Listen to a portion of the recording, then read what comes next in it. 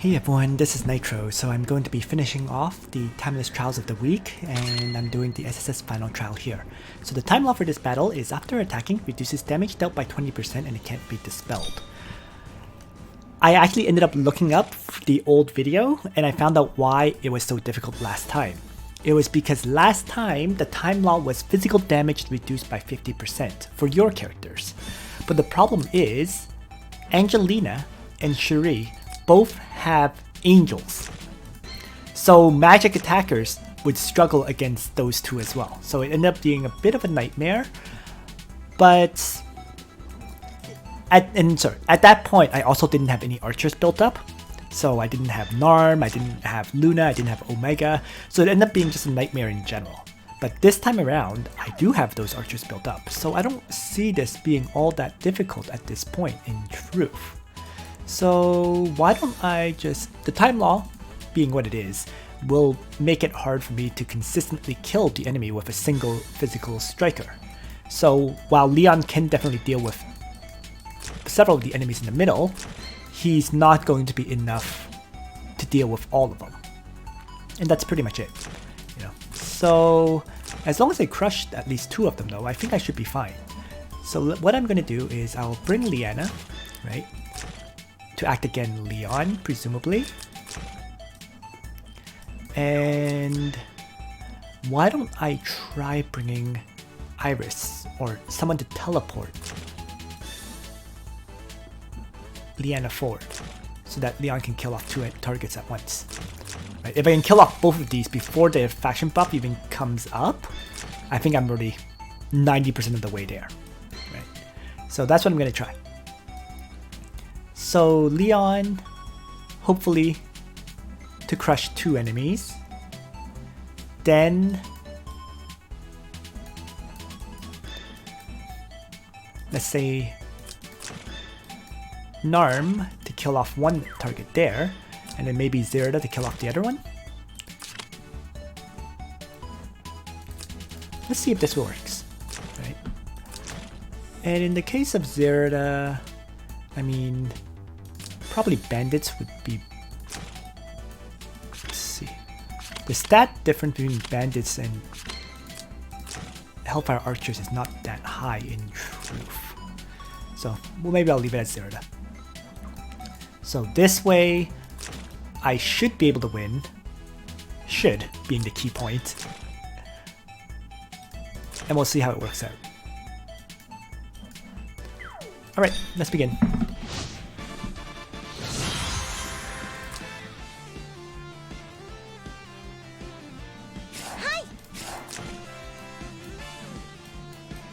So I'm literally going to have Leon just chivalry forward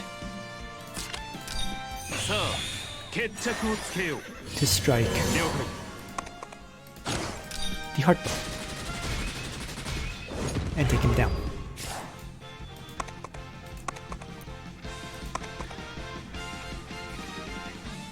And then place him here. And I'm going to have Iris teleport my Liana forward so that I can actually act again Leon to take out Zerida.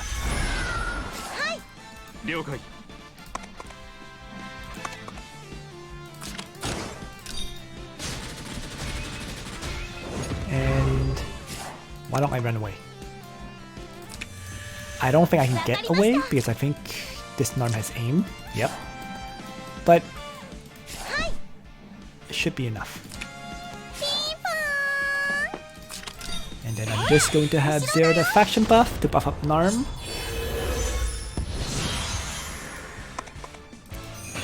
And the battle is pretty close to complete right here.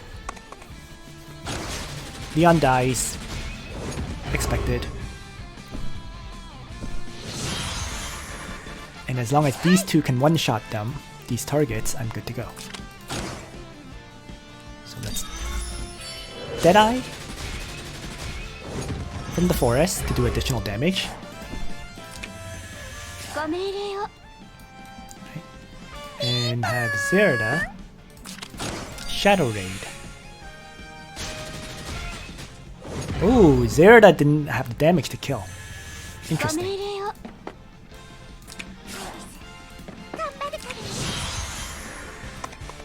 That's okay though. As long as Zerida doesn't get one-shotted, it's fine. Because...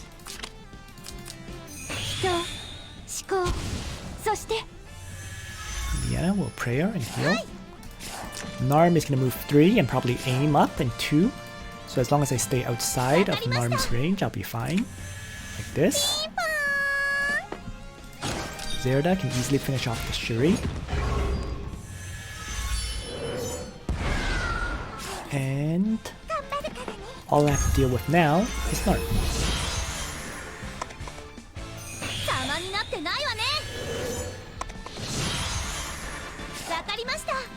So why don't I have Zerida start?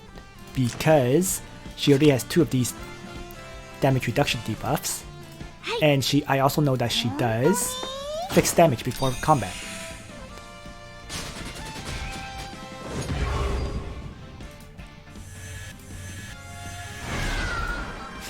Right, via the backstab. So that knocked Narm dramatically down, allowing my Narm to easily finish off the enemy Narm.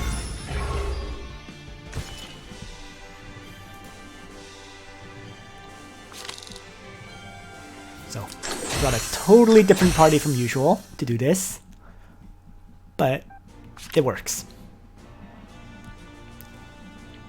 The suicidal Leon strategy can definitely work. I mean, you don't need to bring 2 ranged attackers the way I did, right? My Zerida has a last rites, which made her survive and be able to tank those hits. Whereas my Narm, I think, has garbage equipment. Let's take a quick look. Yeah, so you can see Narm here has like leftover equipment, like a Monkey King's vest, a Twilight helmet, and a Lone Star armlet. And it's worked out fine. But the key point for the strategy I used was that Zerida has last rites. Bringing bandits would have been a better option than Hellfire Archers because the 15% fixed damage did not activate at all, right? So bandits who get plus 15% attack and so on would be better if you have them built up.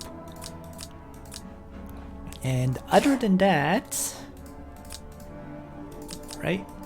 If you choose not to use these 2 the way I did, that is Zerida and Narm, you could probably run a tank strategy, to be perfectly honest, right? So that is, you use Landius as your tank with maybe Tieris or something, right?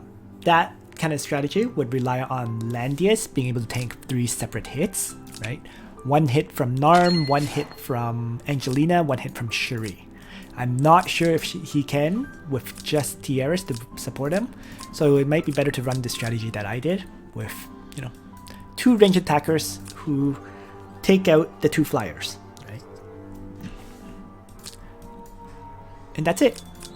So I hope you found this video useful to you. Yeah, once again, I decided to use this strategy in large part because the character Zerida is very likely to be built by people, and Narm is pretty much a must build for Hugin and Munin. So any long-time player would have these 2 characters, right, built up. And in addition to that, finally, if you don't have Zerida built up, you probably do have Luna built up, and Luna can be a bow knight or bowmaster. So in her bowmaster class, she can still buff up Narm first of all, and she also has the ability to attack and retreat, right? So bowmaster Luna could work very well rather than Zerida for this clear. So that's it. Thanks for watching, everyone. I hope you found this video useful. It was, yeah, I mean, I just wanted to cover some of the alternate strategies that could potentially work. I have a feeling you might even be able to use Ledin in truth rather than Landius, right? Because Ledin,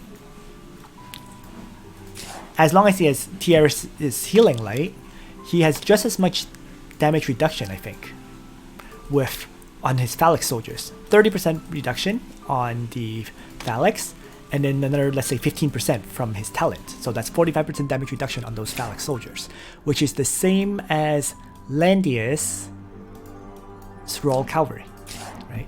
The Royal Cavalry have 45% damage reduction, but the difference is the Royal Cavalry need to stay above 80% hit points, which can be tough. Whereas Ledin, even if the Phallic Soldiers drops below 80% hit points, they still have that physical damage reduction. So using Ledin might actually be the superior option to Landius. Might, right? It all depends. I didn't try it out myself, but if your tank can survive multiple hits and keep healing via healing light, then your tank can crush the Angelina and Shuri. And if they get crushed, then you just need to mop up Narm, which isn't too hard, right? So your choice, whether you use a tank plus Tiaris or 2 ranged attackers, I think is up to you. But I'm not 100% sure that the tank strategy will work. So that on that final note, thanks for watching everyone. Nitro out.